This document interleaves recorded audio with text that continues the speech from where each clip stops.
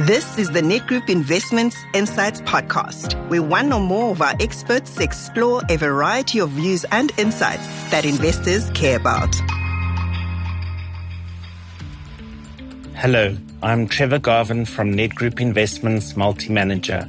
Today's voice note is entitled Markets Whipsaw as Project Freedom Attempts to Reopen the Strait of Hormuz. Markets are once again being driven primarily by geopolitics, energy prices, and the knock-on effects for inflation and interest rate expectations. Starting domestically, South African equities were firmer in the last JSE session before the long weekend closure, with the all-share index up just over 1% and the top 40 also higher. In policy and politics, we saw confirmation that municipal elections are scheduled for the 4th of November. These will be crucial to the government of national unity, with much riding on the outcomes for both the ANC and the Democratic Alliance. Turning to global markets, the key theme today has been an intensification of headlines around the Iran conflict in the Strait of Hormuz. After weeks of disruption, the United States has launched a new effort dubbed Project Freedom to restore freedom of navigation and to help guide commercial vessels through the strait.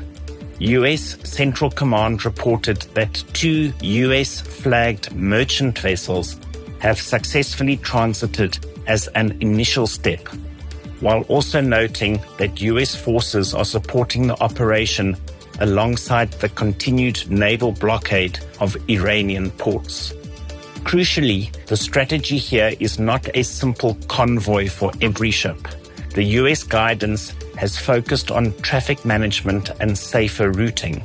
That guidance also explicitly said that transiting close to established lanes can be extremely hazardous, given the threat of mines that have not yet been fully surveyed or mitigated.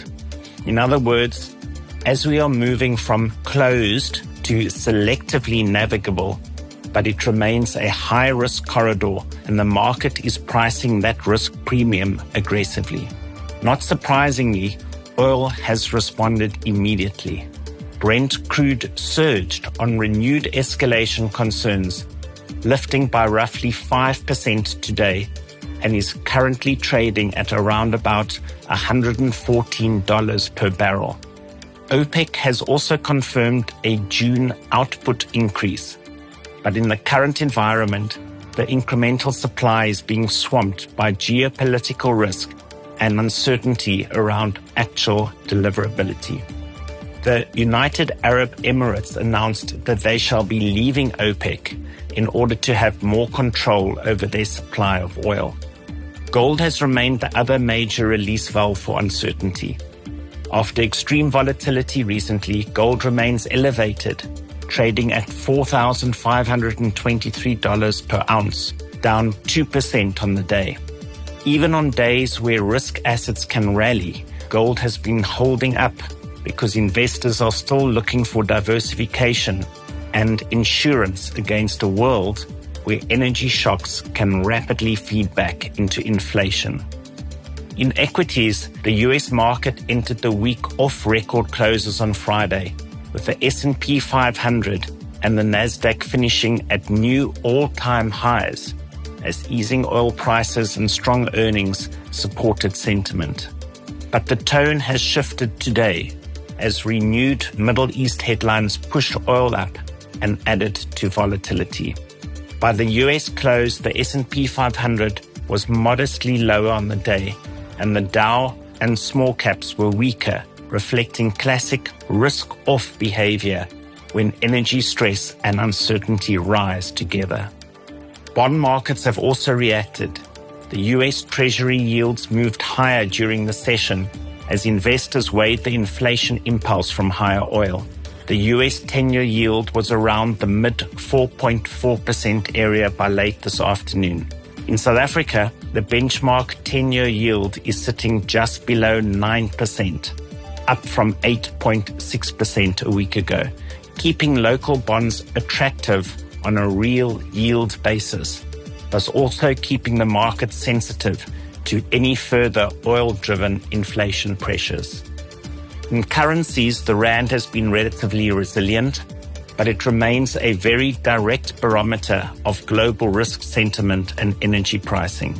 The rand is trading at 16.78 rand to the dollar, about 0.5% weaker for the day. Even when local fundamentals are stable, external shocks can still dominate the near-term path of the local currency. So what should investors take from all of this? First, the market is trying to differentiate between headline volatility and lasting economic damage from the Iran war. Second, until the Strait of Hormuz is not only open, but credibly safe and insurable at scale, oil will carry a structural risk premium. And finally, in this environment, diversification remains the most powerful tool we have across asset classes, currency, and real assets, so that portfolios are not hostage to any single geopolitical outcome. With thanks, and until next time, Trevor. This podcast is for marketing purposes only. The information contained in the podcast or video was for information purposes and does not constitute advice, recommendation, or an offer or solicitation to purchase or sell any funds or strategies to any person in any jurisdiction in which the offer, recommendation, or solicitation to purchase would be unlawful.